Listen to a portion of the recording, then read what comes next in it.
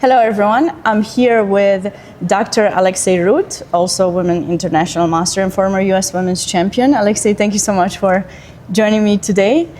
Tell me a little bit about how you got started into chess. My dad taught me how to play, and then he let me win, which was very motivating for me.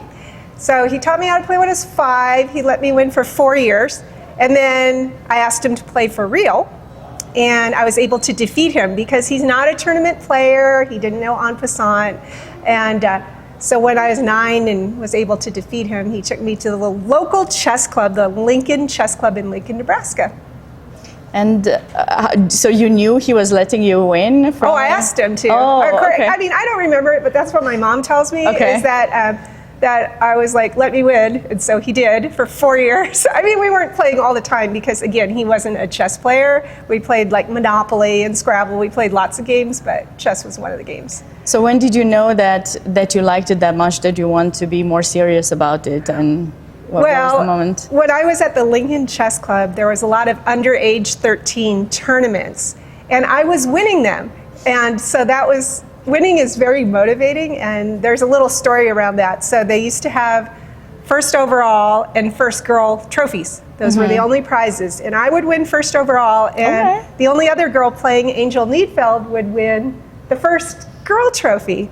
And finally, after many, many tournaments of this, the parents of the boys protested. They said, we aren't getting any trophies, this isn't fair. So they changed the structure, and they had first overall, first boy, first girl. Okay. So that way the boys got to win some trophies. I see. So, this is not usually how it happens. Well, so you had a different upbringing, so probably that was motivating for you in a way. It was very motivating for me. I don't know about you, but winning tournaments is motivating. So that was enough to get me hooked. And how do you deal with losses when you lose? What's your approach on that? Well, I haven't cried about a loss since I was 14, but I do remember crying. I was at a US Open, and I played this very famous older person who is partly blind but a really strong player, and it went on and on and on. And finally I lost, and so I went to the restroom and cried. But now I managed to not cry, but I'm still not happy. I see. So, but it's okay. It's part of the game. As long as you take the learning parts, I think it can help continue the growth. But it's difficult because when we get used to winning, it's not easy to deal with the defeats. But I think it's important to learn to do that. What would be an advice that you would give young girls getting into chess to stay in the game?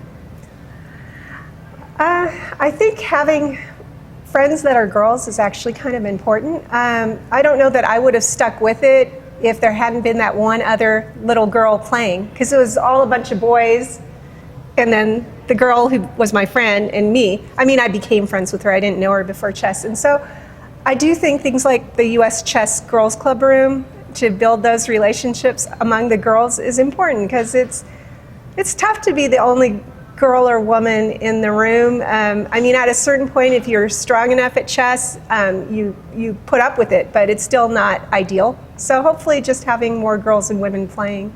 And of course, this tournament is just a dream come true, because the lovely women that I get to hang out with and play against in this tournament keeps me motivated.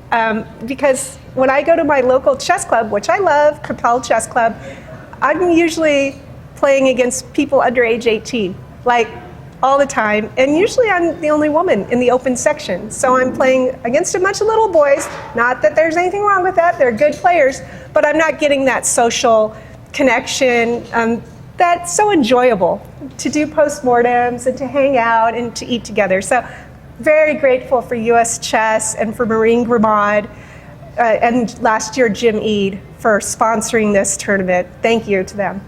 Yeah, this is definitely really wonderful that the tournament is organized, because we want to see women to continue sharing their passion for chess. And I wanted to ask you regarding this tournament. You also had some breaks in your chess career. You went to get degree, your Ph.D. in education, I think, right? Right, you remember. Okay, I remember. And tell me how hard was it to give up chess for some time, and what made you get back into the game? Well, interestingly enough, I got my PhD and I thought that I wouldn't be in chess anymore. I really, when I was a high school teacher, I really appreciated the student teacher coordinator who came out and sat in the back of the room and took notes and gave advice. And that was what I aspired to be when I got my PhD, is that person who encourages the student teachers by sitting in the back of the room, taking notes, and then telling them that what they did well and what they needed to improve. So when I was hired by UT Dallas, I thought that's what I was going to do. And I did do that for a while, but then UT Dallas has one of the best college chess teams in the country. And so I volunteered as an associate director and recruiter for the program. And then Dr. Tim Redman, who was the first and founding director of the UT Dallas chess program, and I wrote a grant to offer online courses about chess and education. So forget the student teachers. I started in 2001 teaching these online courses about chess and education. So I was right back in it.